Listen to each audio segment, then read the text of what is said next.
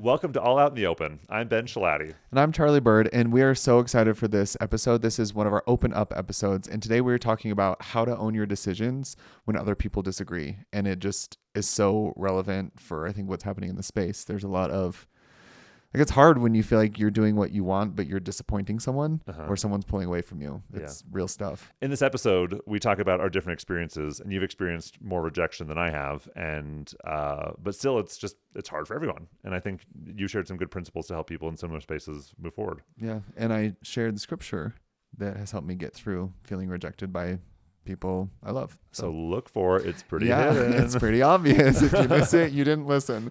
But we hope you do listen. So we'll just roll right into it.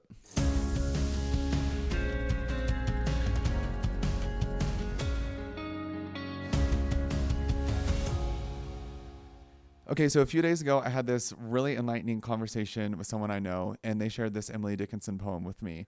And I was like, wow, this is exactly how I've been feeling. So I sent it to Ben thinking he would love it.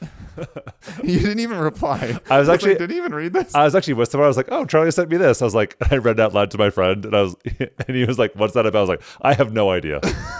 So I had no idea what that was about. So anyway, we're kind of going to talk about it. I'll explain it. I actually had ChatGPT do a modern Gen Z interpretation of it. Okay, so I can finally understand it. So we can understand it. But the reason it was so impactful for me is because I feel like lately a lot of people in this LGBTQ plus religious space have been dealing with a lot of pain and a lot of resilience. Mm-hmm. There's I call it a pioneer energy that needs to be had of braving a new frontier, living a new life, going against the life path you thought you might have, or maybe making choices or growing in ways that friends and family are uncomfortable with. And it takes a lot of resilience, and there's a lot of pain on the other side of that. So we were talking and just thought it would be really cool to have this discussion about owning your decisions when other people disagree, or maybe you're feeling under-supported. Yeah, love it. Do you have any thoughts on that? No, I'm ready for the poem that I don't understand. So let's see if people have more understanding than I do. So this is the original poem. Much madness is divinest sense by Emily Dickinson. Okay, great. Much madness is divinest sense to a discerning eye. Much sense the starkest madness. 'Tis the majority in this as all prevail. Assent and you are sane. Demur, you're straightway dangerous and handled with a chain. Yeah, what does that mean? Okay, ready for the modern Gen Z translation? I'm ready. Okay. By Emily Dickinson, but with a dash in L-E-I-G-H because she's from Utah. No, I just made that up. Okay, I love Emily. Okay. Here's what it means. Being crazy is actually peak logic, if you get the vibe. Being normal is kind of sus, but the masses decide that because society calls the shots. Agree, and you're in the squad. Break the flow, and suddenly you're the sus one. They'll bug out and keep you on a leash. Did you like that? Yeah. Can you tell me in millennial speak now? Well, what do you get out of it? If you go along with the crowd, you don't feel you feel crazy because you don't fit in, right? No. So it's basically saying that if you go against the grain and live a life that's free for you, people are going to dissent. People are going to be upset at you. They're going to think you're crazy. Call you crazy. And they'll start treating you with a chain, trying to tie you down and be no, you can't live that way. But what the author, the poet, is saying that actually having so much sense and doing the most logical thing, that's actually when you're mad because you're going against who you are. That's how I interpret it, right? Yeah. So the poem is basically stick to the status quo from High School Musical. There you go. There's your millennial translation. Okay, I get it. Yeah, exactly. So we've heard the original Emily Dickinson version. We heard the Emily Dickinson version. We heard the millennial High School Musical version. What was it about that poem that stuck out to you? Why did it resonate with you? Well, I think for starters, it platformed into this really cool conversation I had with this other individual has also recently got married, and them their partner is still going to church, and just kind of this idea of finally feeling free and overcoming. We were talking about how like growing up, there was all these ways that we chained ourselves by trying to be different, or like not understanding ourselves, or not having the courage, or like even feeling like we could be happy, like not knowing where that was. And then making hard decisions that feel right for us, and finally feeling like things are moving, right? Like reconnecting with God, developing a greater testimony, like learning through a new relationship, and then having people we really love and people who we thought loved us more start treating us differently and like acting like we're crazy or we're insane, or like treating us like trying to chain us down. Yeah. Does that make sense? Yeah. The sense of if I do a thing that resonates with me, that like feels right to me, people are gonna dislike me or hate me or disapprove. Yeah, and it's like you belong if you conform, but conforming is misery. Like it was miserable when I was trying to conform. Yeah. So like what happens after that? It's just really interesting, and I think the way the poet worded that really resonated with both of us. Yeah. This is like how far you'll go from Moana. You know what? We actually talked about Moana in the conversation. Oh, really? that like actually came up when I was talking about this with a friend. So it's interesting that this resonated so much with you, because like I see this happening with other people. Like I see them like making choices to live a life that feels congruent with them and their values, and they feel rejection or whatnot, and that just really hasn't happened to me. Like in my life with the people that love me, like my family, I have never felt that with my family, and with almost all of my close friends, like I've never felt that. Like people, I'm like, hey, I'm going to do this. Like, great. Like, I'm going to do this. Like, great. We support you. I just really felt like people have been really on my team. I've only ever gotten that from people who I don't really know. So while I can like relate to this in concept, it's not something I've really experienced. And like we mentioned in the previous episode, I like perceive this happening from people, but I don't usually see it that much. Yeah, that's interesting. And I think that's what, like, I'm super happy for you that hasn't happened. I feel like in my life, it's not, I don't know. My life's a little interesting. I feel like it's happened so much in the past, like being met with rejection for making decisions that feel really right between me and God, that I kind of just expect it. In a lot of ways, like I feel like I've processed a lot of it, and it doesn't like impact me on a daily basis. But it was really hard to get up to that place. Yeah. And I think it's just because there's been like, I mean, I guess 2 very stark like sifting decisions I've made that have like really shown the true colors of the people in my life. When I came out publicly, it was like a big national deal, and it was surprising and sometimes unexpected who stayed and who like disassociated themselves. Even with from you just me. saying I'm gay. Yeah. People withdrew. For sure. For sure.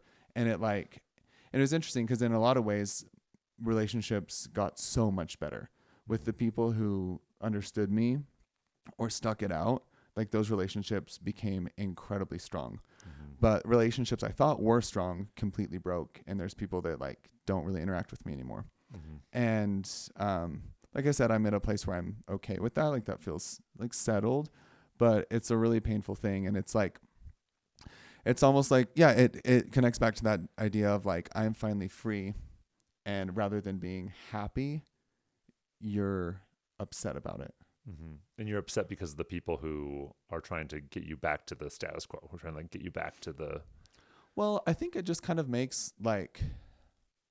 I think about this a lot because I just wonder if there's ever a way, and I mean there's not, but there's never a way to forge a new path and like break the status quo or like break out of the cage you're in without feeling lonely. Yeah. Because it comes at such a loss.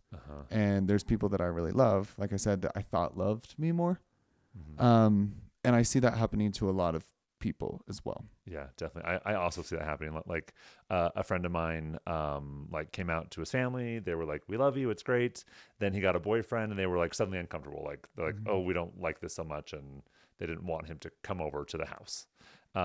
And like 4 of my friends are gonna think I'm talking about them right now. Right. Like, this is normal. Yeah.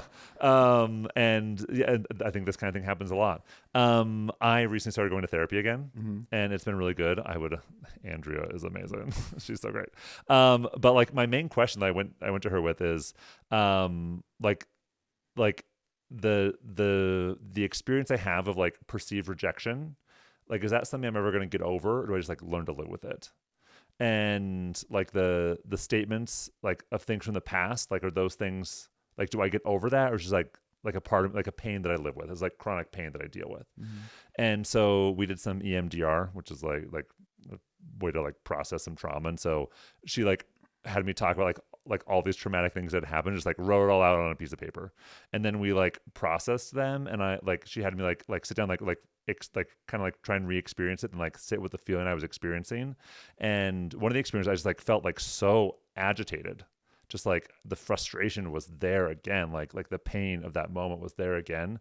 And then the more we like sat with it and processed it, and like after each like little session of processing, she would say, like, ask me what I was feeling. After one of my, I just said, honestly, I'm feeling like hilarity.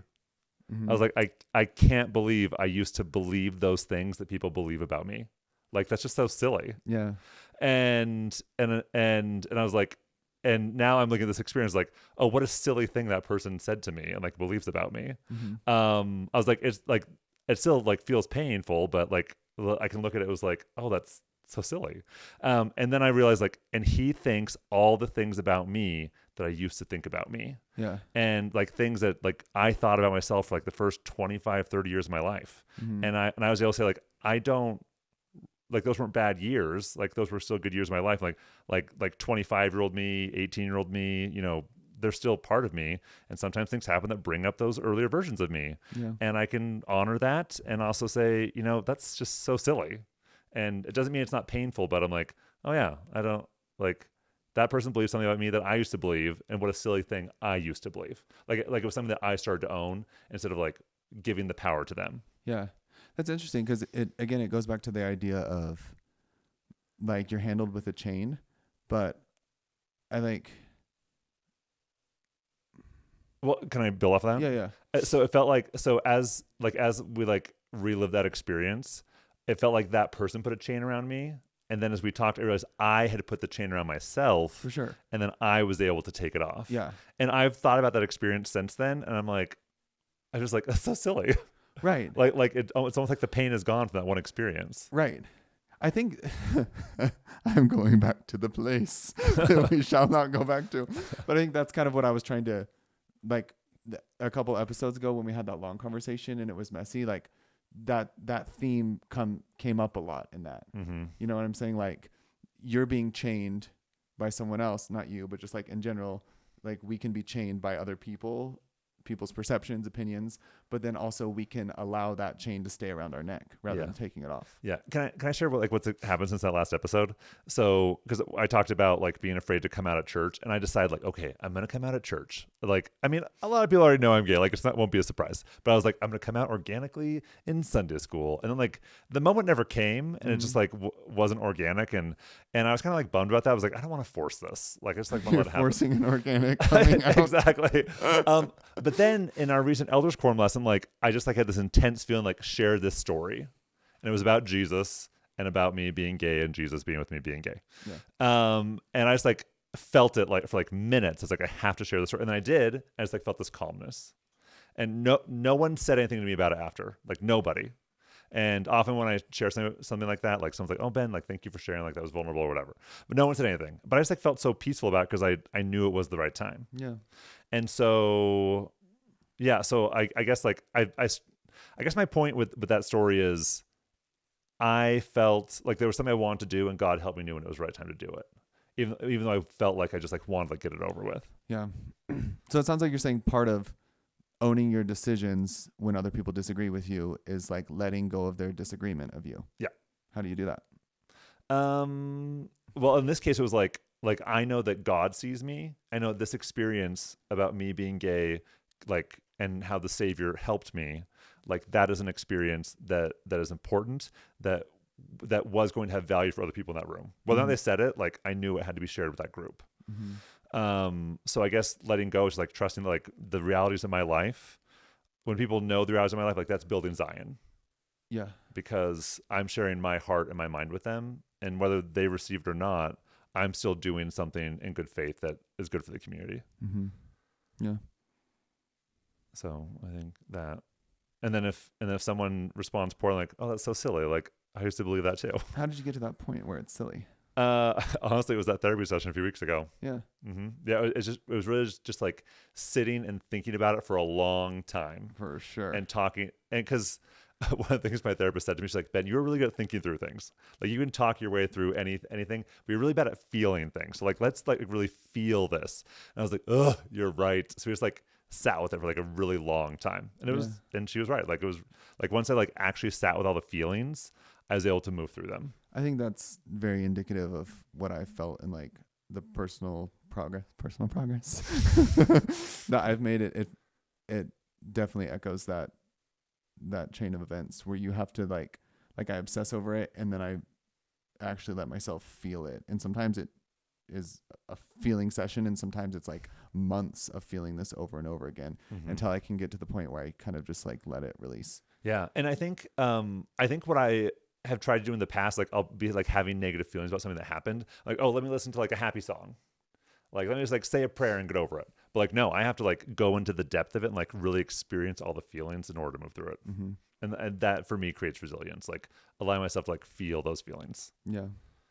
Charlie, is there a time that you've had to do that? Oh, I mean, yeah, a lot.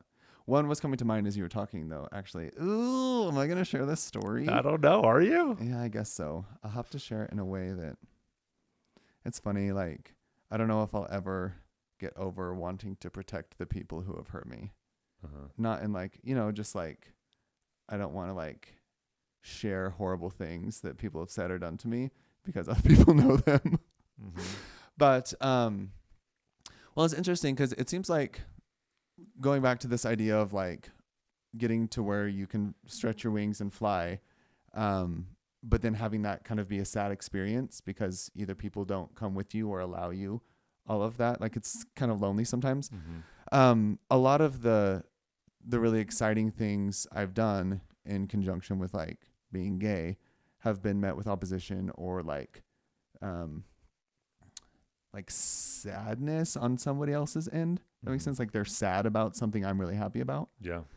And I think one of the most recent and starkest examples of that was when Ryan and I were sending out our wedding invitations. We were so excited and we've spent so much effort on those invitations.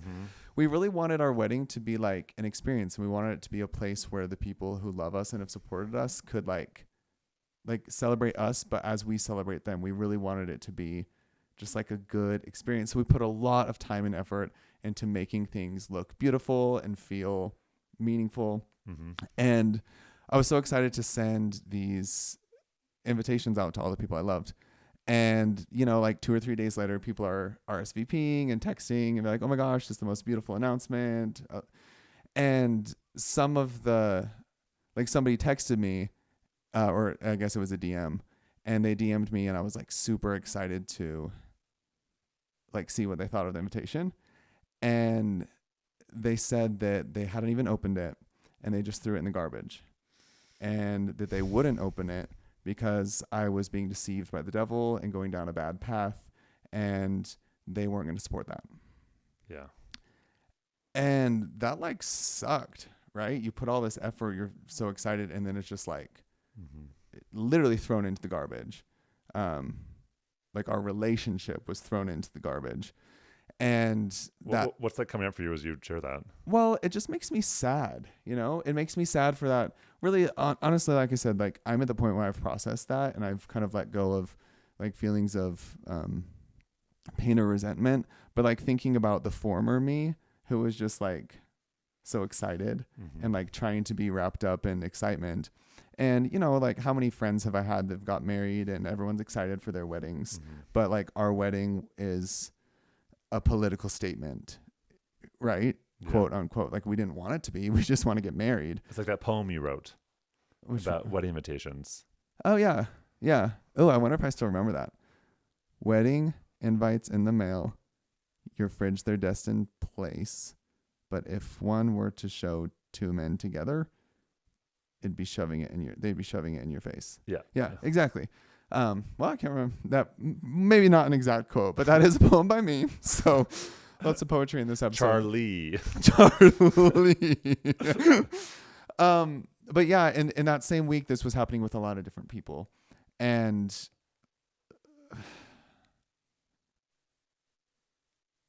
I was called horrific things by people I love. And there was kind of like this organized... what did they call you? The Antichrist, the deceiver, I'm dangerous. And there was kind of this like counter movement among some of the people that I like thought for sure would be there. Like people I grew up with, people that have known me for years. And they kind of organized this counter movement and were like telling people to also throw the invitation, like don't even open it, don't support it. This goes against the commandments. You can't do this. And like texting other people that I was deceiving people and a wolf in sheep's clothing. And it was awful. And you can't unknow that about someone. Mm-hmm. You know, like this got back to me sometimes because they didn't do a very good job hiding it. I was like, wow, you really didn't want that to get out? And you don't, I mean, I'm not going to forget that. I'm not going to forget who I know was involved in, you know, that rhetoric and who did not show up to my wedding. Mm-hmm. And that's really painful. And it's like the freedom came at the cost of that loss, mm-hmm. and the loss of those people who like I said, I thought loved me more. Mm-hmm. But they didn't care enough about me to even take the time to have a conversation with me. Yeah, I can see why the poem related to you, right? Because or resonated with you because what was it like? Much something is madness. What was it? Yeah, like I'm mad to them. Yeah. Uh-huh. So how did you rebuild those relationships? I didn't. I can't. You know, I just had to let them go. How did you do that?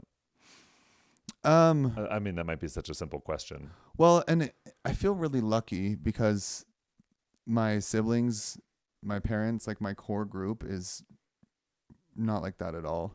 And I was able to just talk about it. And I was really lucky that other people were angry too. Like my husband was also upset. My sister was also upset. And so we were all angry together and shared our frustrations, shared how betrayed we felt,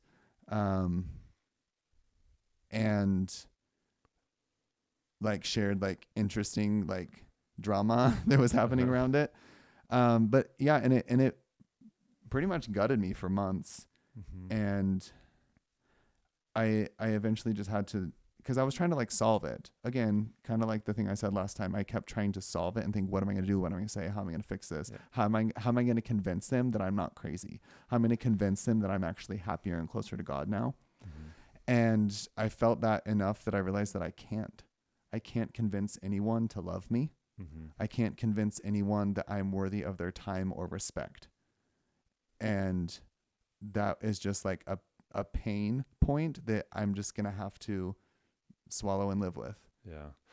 Charlie, as you were saying that, like this deep sadness welled up inside of me. Maybe I'm just trying to listen to my feelings better because Andrea taught me to. But I just felt so sad. And the thing I felt was I have no idea what that feels like. Mm. I don't have any idea what that feels like because I haven't felt anything like that ever. And I'm just so sorry. Yeah. Like to just thank you. Just like wish that people could, like the people who you have known for years would just like see you and be there for you, and that, like that relationship severed. Like I just don't know what that feels like, but I know a lot of people do. Mm-hmm. And I think that makes me really sad that there are so many relationships that are severed as people are trying their best to live the life that they feel called to live. It's very interesting because thank you for saying that. It's interesting because it's almost like a switch of what I feel like when people share their conversion stories at church, you know, like the classic story where someone converts in their family is mad at them for joining the church. They serve a mission. The parents don't talk to them. And it's like this, like really powerful, and everyone in the congregation listens to that story. It's like, wow, they are so strong. They're so resilient. They're so brave. They're a pioneer. Mm-hmm. But when the roles reverse and you get married or you come out as gay, they're so quick to do the exact same thing that the parents are doing. Yeah. Like the bad parents. Does that make sense? Yeah. Yeah. So could you kind of help us see, like, what are some like step-by-step things? If a listener's like, oh my gosh, does anything happen to me? Like, what were some things that you did that a listener could do as well? Yeah.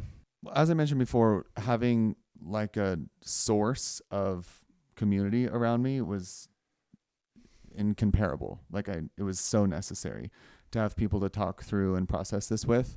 And it was, and especially in the thick of like planning a wedding and trying to have it go through and not that be a sad thing. And then I like set boundaries. I like uninvited people. I like took people off the list of who could come to my wedding, based on like what I heard people talking about. I was like, I'm not gonna waste my money sending you an invitation if I know it's gonna go in the garbage. Mm-hmm. But I think more than that, and this is a period in my life, and again, looking back, I'm super grateful for how often I've had to do this. Charlie, what I just heard you say was you cut people out of your life. Yeah, I did not. This wasn't an aggressive thing. It was I'm not mad at them, and my palms are open if they want to have a relationship with me, but they've made it clear that they don't, and so I'm not going to keep chasing someone. Yeah. Like trying so hard to prove that you're valuable to someone doesn't work. Mm-hmm. Or at least it didn't work for me. And if someone is willing to engage and like have a conversation, if any of those people were to ask me a question about why I got married or why I'm gay, I would lovingly respond to them. Like I would love for them to reach out, mm-hmm. but I'm not going to keep putting myself in a position to be continually disappointed by someone who is disgusted by my life. Yeah. What does that look like to, you said like have your palms out, like if they want a relationship, like you'd be open to that. What does that look like coupled with also just like letting people go if they don't want to be there? Like what does it look like accepting that they don't want to be in your life and also being okay with them wanting to come back? I don't know. I mean, for me, it just looks like my life right now. I don't like what are you wanting? I don't know. I'm just curious. Like what does it look like to? Because it feels like you both have hope, but also don't have hope. I think I have hope, and there's like love there, but there's not expectation. Mm-hmm. I think there's a ton of difference between hope and expectation. And I mean, this is something I've learned a lot through my life. Like my parents are divorced. My dad left the church.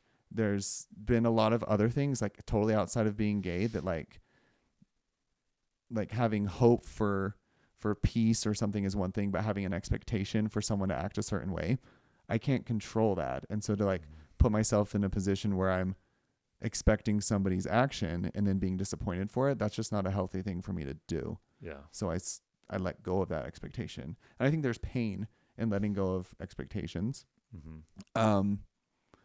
And it also, like when you do that, you let go of resentment though. Uh-huh. Like you can either have resentment or you can move through pain.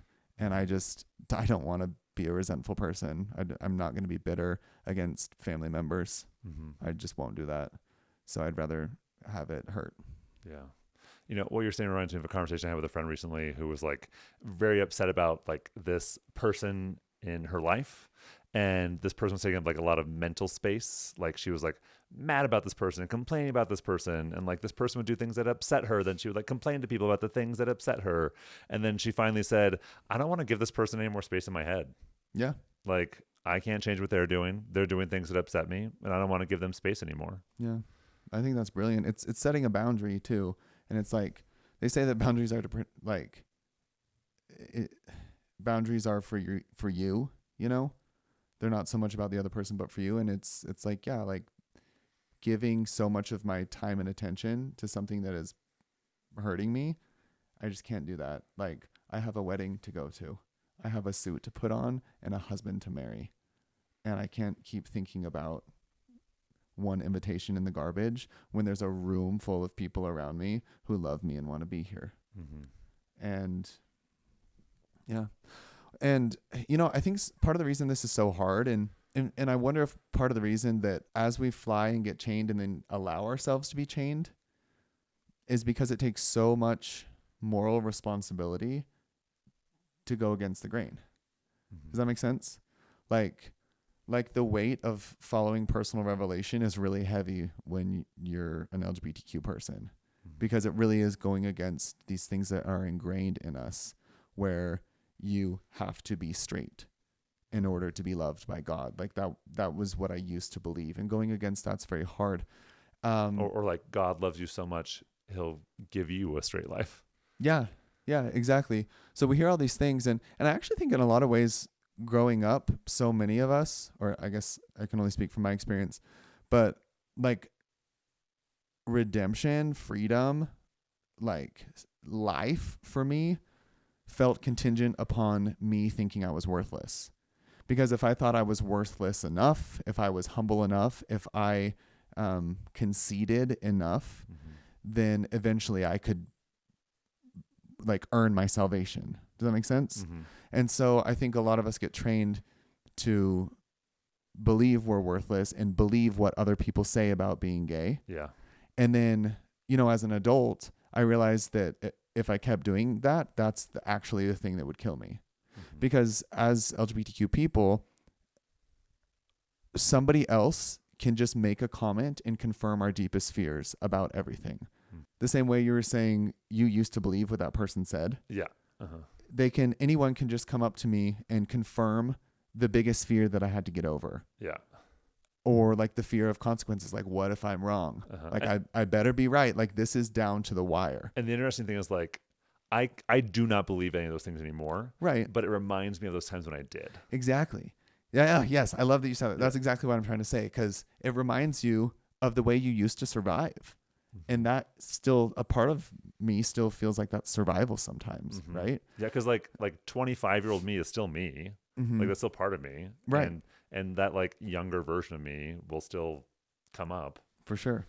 Yeah, and so much of it to me is like trusting my answers from God, because if I'm gonna say that I feel like this is the right decision for me, I better believe it, and I want to be at the place where it doesn't matter what family member, what friend says, I think you're wrong. I think you're the Antichrist. I think you're deceiving yourself and everybody else. I have to be so confident in that decision, and so trusting in God and in a Savior that I'm willing and able to like stick to my guns on that. Yeah. I wonder, this is just a quick side question. Do you think that you could be so secure in yourself that someone could call you the Antichrist and it wouldn't hurt? I mean, yeah. No, it depends on who it is. I think the hurt, I mean, I've had a lot of people call me the Antichrist. Same. And again, like a lot of them are just like some rando on social media.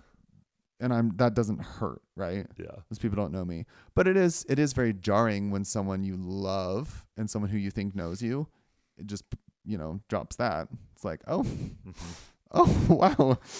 Tell me how you really feel. Yeah. But that's what it is to be me, you know? Yeah. Like, what am I going to do? Crawl back into the cage so no one, you know, what am I going to do? Like, assent? Am I going to assent so no one calls me insane? Or am I going to demur, which not to be confused with demure? Like, what does demur mean? I have 2 master's degrees and a PhD, but I don't know what that means. Demur would be like the opposite of assent. Oh, okay. Like, I object, you know, object to the social thought, right? In the poem. Oh, assent like agree, not assent like go up. Yeah. Okay. Like agree with what society, stick to the status quo. Oh, okay. Everyone likes you, but go against it. You find real happiness, but you lose popularity. You lose relationships. It is High School Musical. So when you demur, you pop, lock, jam, and break? Exactly. Okay. Exactly. I'm picking up what you're putting down now. Thank you for speaking millennial to me. And then you have to find your new, I don't remember what I was saying. Yeah. But basically, like the thing that is like both, I think, empowering, but also hard is like, this is going to be painful. Mm-hmm. Like no matter what we like, whether we assent or demur, like whether we like agree or disagree, like or disagree, there's going to be something tough there. Like either we're hurting ourselves or other people are hurting us. Yeah. Well, it's kind of like damned if you do, damned if you don't, right? But I would prefer darned if you do and darned if you don't. it's in the Bible. I don't think that phrase is, but No, the word like damned, like oh yeah, like you are damned. You're stuck if you do. You're stuck if you don't. oh, okay. But nice, Ben. Wait, what was I gonna say now? You're saying that you're damned if you do and you're damned if you don't. Yeah, but I guess I got to the point where I was like, am I gonna be damned and stay stuck, and want to sing and play basketball, or am I gonna do it and be damned by all the people who don't like that I sing and play basketball, and actually be happy and actually progress and get better at life. And I think that's the decision that all of us have to make at some point. Yeah. And I think this is like a real truth that there is no way to live life that doesn't involve loss and pain. There's no way. And tell me why. Because I just like thinking about everyone's life, there just isn't. Well, if you don't want that, everyone here, like we elected that, like go join the other third if that's what you want. Yeah. Because we chose to know good and evil, to know sadness and pain. Like this is the purpose of coming down here to grow. There is no growth without tension or pushback. Like I really just fully believe that is an eternal principle, and it's so much the purpose of the plan of salvation, the reason we're on the earth. Yeah, because we're talking about like resilience and like how to move forward when the people we love disagree with us. And two images have come to mind as we've been talking, and that's Lehi in the vision of the tree of life in 1 Nephi 8. Yeah. And he wandered through darkness. He was following the Lord, but he wandered through darkness for the space of many hours. Yeah. Like he's doing the right thing, and he's in darkness for sure for many hours.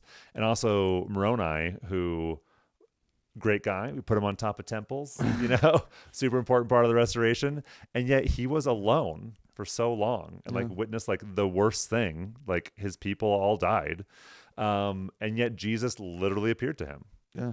And I'm kind of viewing resilience as like right now as we're talking, just allowing ourselves to experience the pain of mortality and the loss that comes with living in a broken world with broken people who won't treat us well, and yet the Lord being there and Jesus being there, like redemption being there.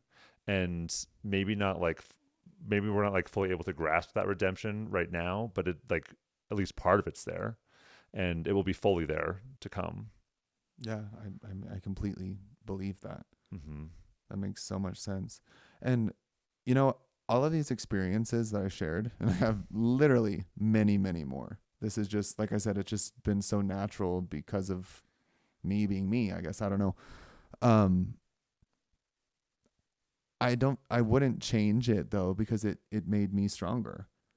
It did. Like walking through that darkness, moving through that pain has made me more resilient. And I love that. I hold that so dear. And I just think how unique that my existence almost like forces me to live a life of faith. Mm-hmm. Make sense? Like there's not,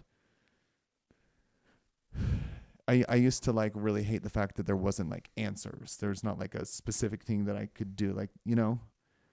And now I'm like, what a beautiful thing, because like I have to live by faith. Mm-hmm. It's the only way. And I'm like, that's great. Mm-hmm. It's hard. Yeah. But it really does make you stronger. Yeah. And like you said, I think one of the blessings you have is like, you don't have to do that alone. Like you've got a super cool support system. Yeah. Yeah. And but you have to grow and nourish the support system too. As you were talking, like moving through the pain, I think like pain is that primary emotion, and the secondary emotion, the easier thing to feel is going to be bitterness or anger, resentment, those things. And I think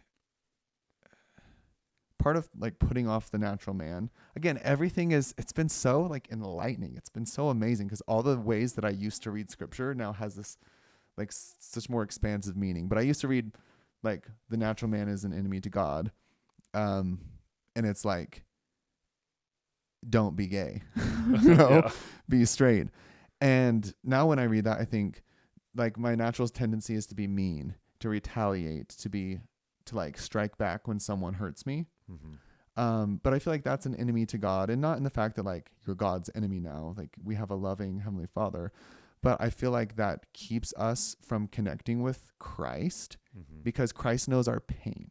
Yeah. Like Christ went low for each of us. And if we're just going like halfway there and staying angry, then we don't get to sit with Christ and understand how he knows us and how he can help us grow. Which again is like pointing back to, another thing that I did, honestly, I have read the Sermon on the Mount every single night for the past 4.5 years. Every single night. I do not go to sleep, and sometimes like multiple times a day. I read Blessed are the peacemakers. I read Blessed are the persecuted. And I just try to make sure that I can be in the mindset where if I am being persecuted and I believe that I am following my personal revelation, I think this is hard and I'm blessed. How blessed to be here. And I think just doing that over and over again has really helped me let some of this go. Yeah. I have like such a simple analogy. Yeah. Back when I was doing my first master's in Spanish linguistics, I was a Spanish teacher, and I taught Spanish at BYU while I did my master's there. And we would often like share PowerPoints, like lesson plans with each other. And people who would make good PowerPoints would share them with me. Then I would teach them in the class, and it never went well. Like I had to my classes only went well when I personalized the PowerPoints, like made them myself. This is what I'm tying in. I feel like sometimes I have tried to live a way that was like someone else's life. Yeah. And like the way that someone else wanted me to live, but I've got to live the life that fits for me. And like the way, like I need to go to God. I need to let him teach me truth and then live that truth the way that works for me in my life. 'Cause I'm not saying like truth is relative. I'm just saying that there's a way that I understand it and the way that I see it and the way that I live it. And I can't live a life that someone else is telling me to live. Yeah. Does that make sense? No, perfect sense. Yeah. Yeah. And it just is like in that case, like back when I was, teaching Spanish, it was just simpler. Like I was busy and it was just easier to do, but it just didn't work. Well, it is easier to do in this context because you don't have to have the moral responsibility, right? It doesn't put you in this position of staying in a tough conversation or being a little bit accepted and a little bit rejected every single place you ever go, right? We live like society makes these rules and they have super defined sides. And like for me, married to my husband, going to church, it's like, what side is that? Yeah, it's none. It's the path I chose. And it is hard. It takes a lot of congruence. It takes a lot of confidence, and it's very painful to be able to stay in that place because you're not validated. And again, going back to that like younger version of me that needed my decisions to be validated by people, because it almost gave me like the courage to make a choice if enough people said, yeah, you can do this, you should do this, we agree with you. But now that doesn't happen, right? There's not like this community validation behind the decision. There's like community confusion about it. And it's hard, but it's cool. Yeah, I just like love this principle of like owning your choices. And I have like such a simple, like non-confrontational example to share. So for No Shave November, I was going to grow a beard. Which I disagree with your choice, Ben. I know. Is that what we're going for? Yeah. And I was like, you know what? I've never had a beard. I want to try it. So I went a week without shaving. I didn't like it. It didn't look good. It wasn't really for me. Some people were telling me it looked great. And some other people were like, it doesn't look good. There was confusion. There was a diversity of opinion.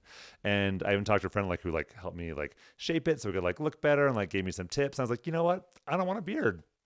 I don't want a beard. I agreed to do this thing for a month, but I don't care. I don't want a beard. And I was like, I'm going to shave it off because I don't want it. And people can disagree with me, but I don't want it. So I'm not going to do it. And I felt so much better. I liked your beard. I wanted to keep seeing it. And I'm so glad that you're able to express that to me. And I believe that. And perhaps I would have looked good with a beard. I just didn't want a beard. And once again, this is such a simple example. I'm like, a family member called me the Antichrist. And Ben's like, I shaved.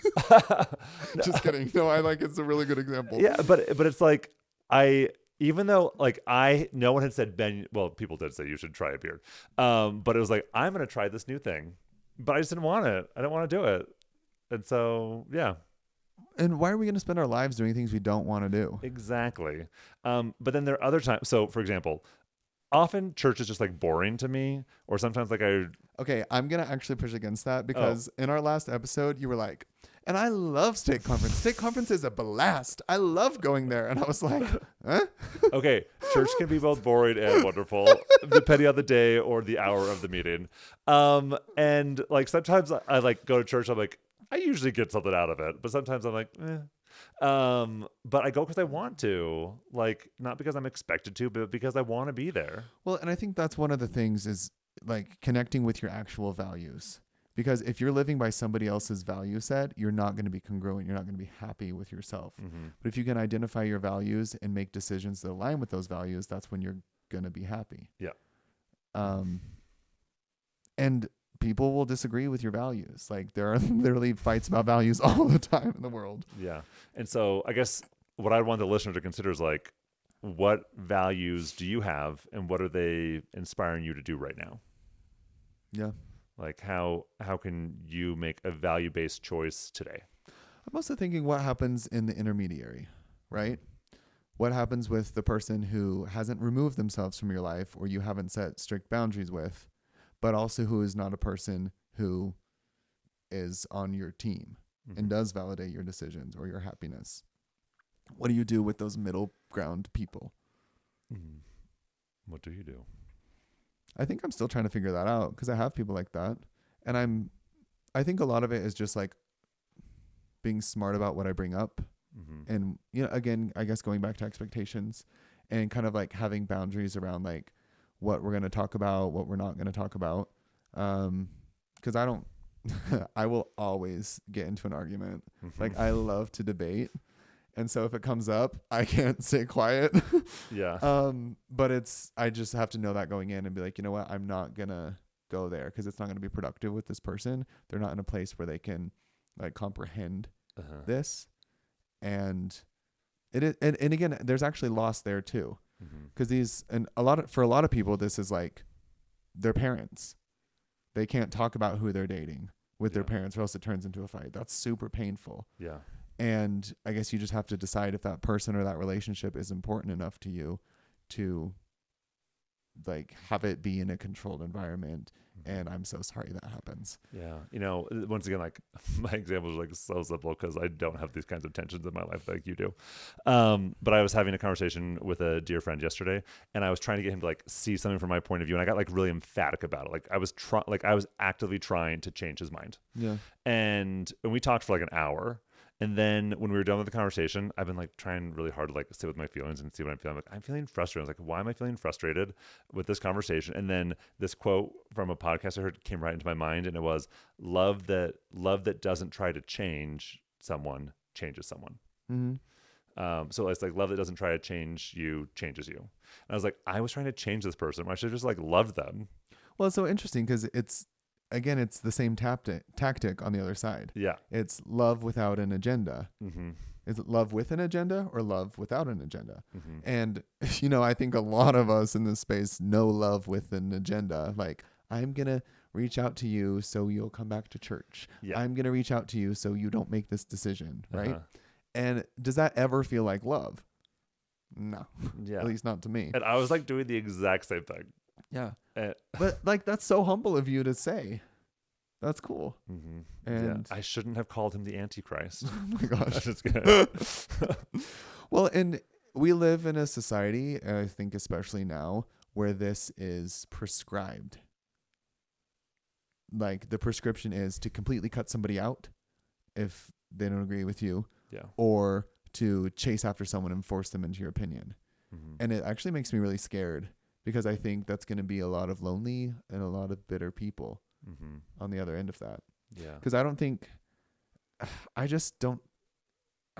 you ever can. I think the only person who can fully validate us, I think there's two people who can fully validate us. Mother Teresa. No, she's dead. And Dolly Parton. Oh my gosh. Dolly Parton would validate you so hardcore. No, I really think it's me and it's Jesus. And there's obviously other levels based on relationships I have with other people, but there are aspects of my life that nobody else gets and nobody else ever will get, except for me and my Savior. And that's why I think it's so important to build a really strong relationship with yourself and with Christ. Yeah. And how beautiful to be in those moments of like pain and rejection and to feel the Savior there and to feel that like, I get you, I love you. And you start doing things that you didn't know you could do. Like, I'm from a really small town in rural Missouri, and I go home to my home ward, and it's where I belong. And I take my husband there every time we visit, and we go to church, and it's very uncomfortable sometimes. Again, that, like I said, there's this sifting. There's been this like, it's very stark who is okay with me or partially okay with us or like loves me so they stomach two men together versus people who are like disgusted and don't want to be around us. Chapel Rona's from your hometown. She is. Did you know that? Yeah. Of course. like I've seen her perform at the talent show. Was she hot to go then too? No, she was radioactive. Oh. No. I don't get the reference, but that's the song she sang at the talent show. Great. This was like, I'm pretty sure she was like in 8th grade. Anyway, but it's so nice to be able to go there and just claim the space I belong to and sit with my family and have like that close-knit circle around me and also not care. And when people that I grew up with avert their eyes and like turn the other way in the hallway and like shield their kids from me and my husband, I'm like, God bless you, truly. Like, I hope you have a happy life. I truly wish them well. And obviously, like, I would rather it not be that way. And what am I going to do about it?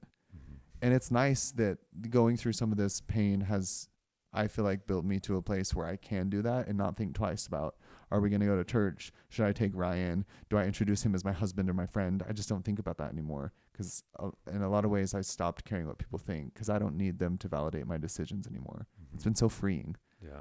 I once heard Dolly Parton say in a podcast that you pray for people that don't like you. I do that a lot too. Yeah.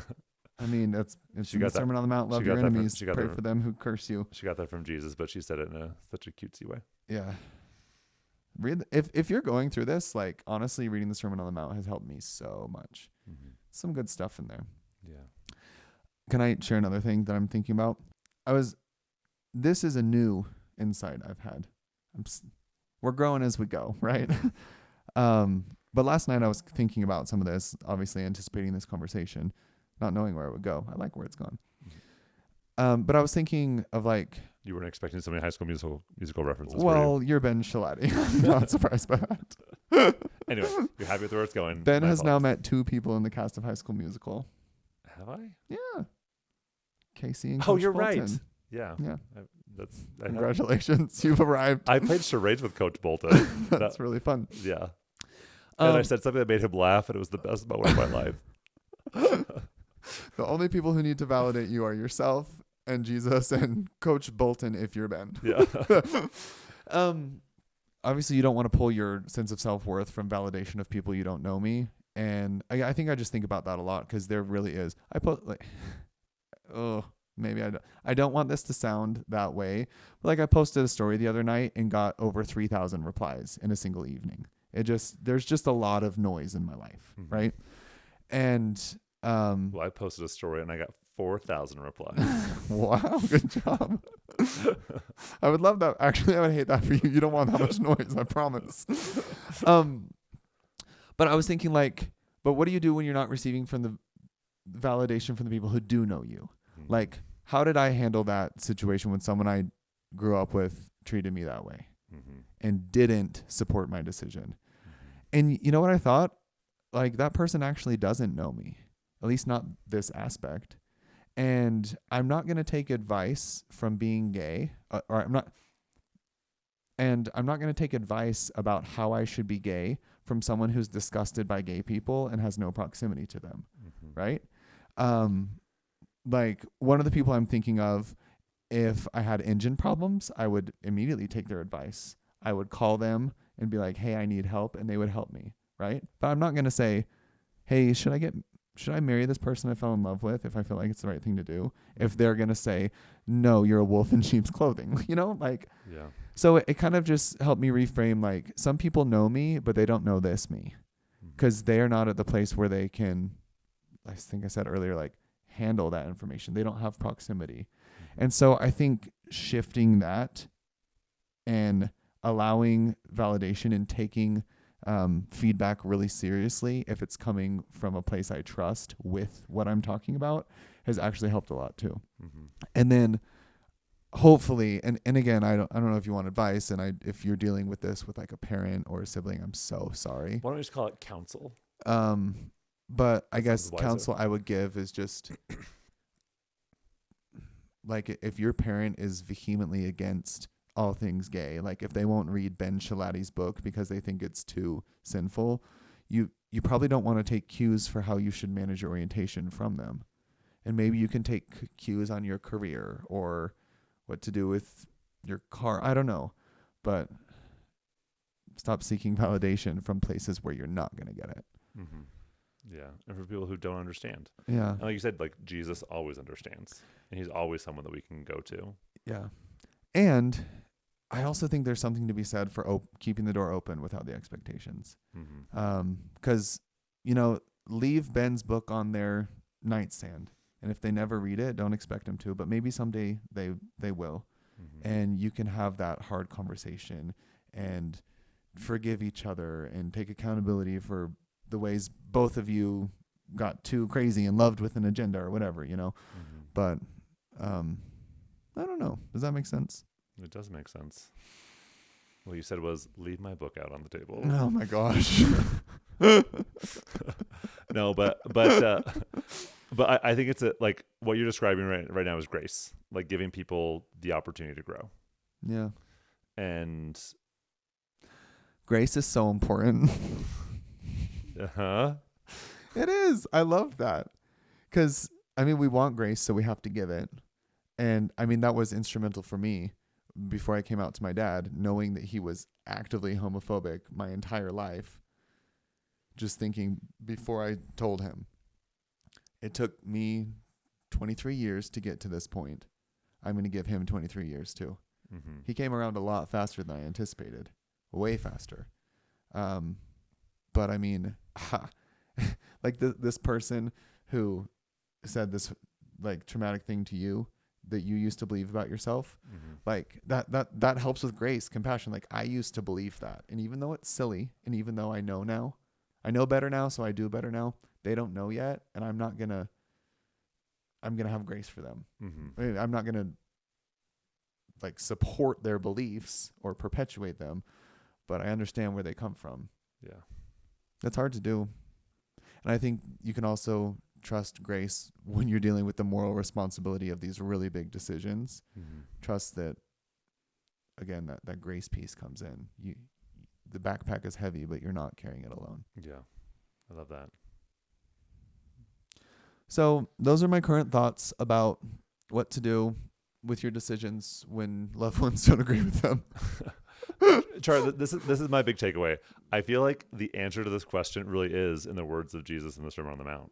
I do too. Like when we are mistreated, like the principles to live by are found there. And I'm so surprised that Jesus has the answers. I'm just kidding. I love his answers. They're good. Yeah.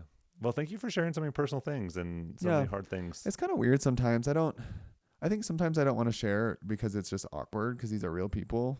And I also feel like I like share so much of my life, good and bad, that it's interesting because some people will like only somehow access the good or only access the bad. And then it feels like either people think I have a perfect life or they like are always constantly worried about my well-being. And I'm just like, nah.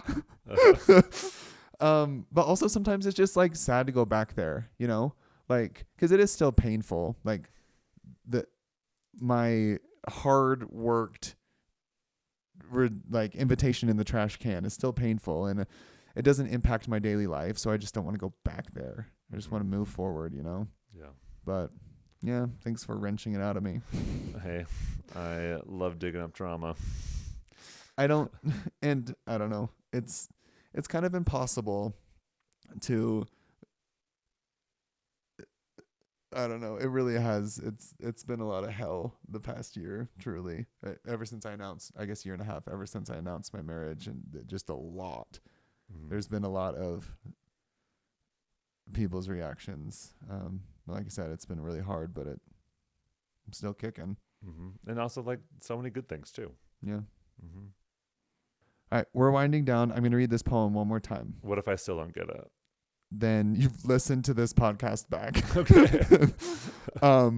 So, for those who care, for those who relate to this is Much Madness is Divinest Sense by Emily Dickinson. Much madness is divinest. No, you should read it, Ben. It's your turn. Okay. Oh, this is exciting. All right. Much madness is divinest sense to the. Sorry, so archaic. Let me try again. Much madness is divinest sense to a discerning eye. Much sense, the starkest madness. 'Tis the majority. In this, as all prevail. Assent, and you are sane. Demur, you're straightaway dangerous and handled with a chain. Yeah, to any listeners who are much madness, according to everyone else, I think you're pretty cool. I do too. I still don't get the poem, but you're great.